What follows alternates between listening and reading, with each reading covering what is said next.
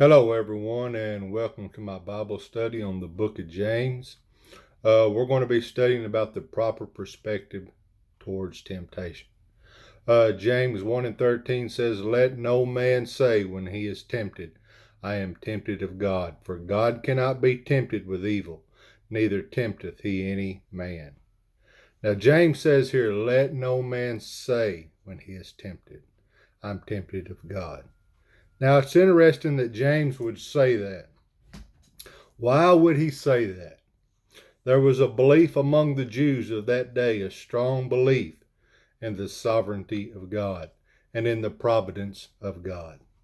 And you and I believe in the sovereignty of God. What that means is God is in complete control. But their belief in the sovereignty of God actually went too far.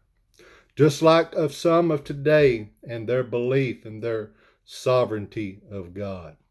And we refer to them sometimes as hyper-Calvinists that believe that God is in so much control.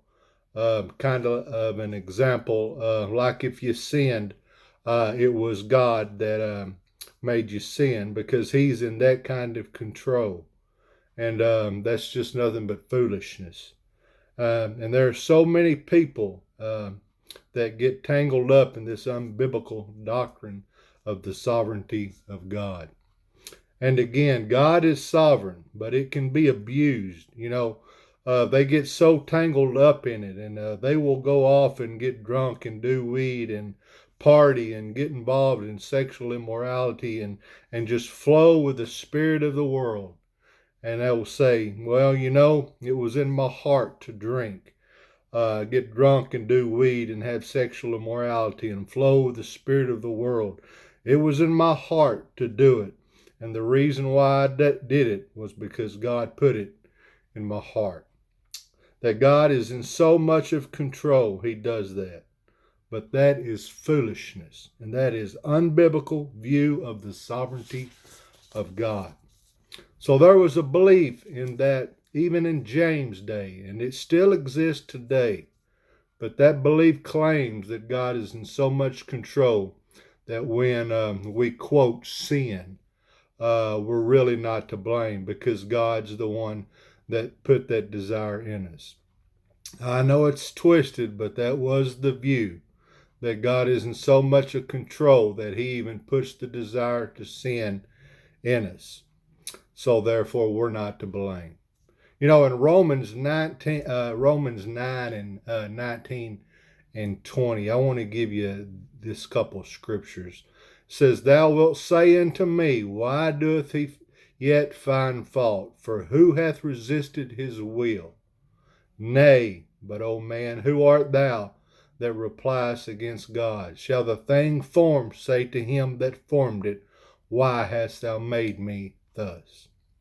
Paul dealt with this as he was dealing with Israel, and he asked a question, then he made a statement. Verse 19, now this is what Israel was saying in the response to Paul saying, and Peter saying, and the apostles saying that you crucified your Christ. Verse 19, this was their response. In other words, if it was the will of God for Jesus to be crucified by our hands, the Jews, then why are you blaming us? It was God's will, but in verse 20, Paul says, "Nay, O man, but," and the whole point in this passage is, yes, it was God's will, but that doesn't mean we're not to blame. And James would say here, let no man say when he is tempted, I am tempted of God.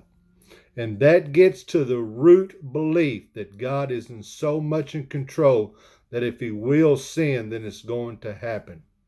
But God does not will sin. So he says, let no man say when I am tempted, I am tempted of God. And let me say, it goes against the nature of God to be the originator of temptation to do evil. God is holy, and it goes totally against his nature.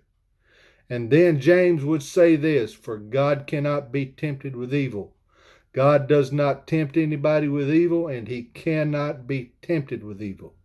So evil has nothing to do with God.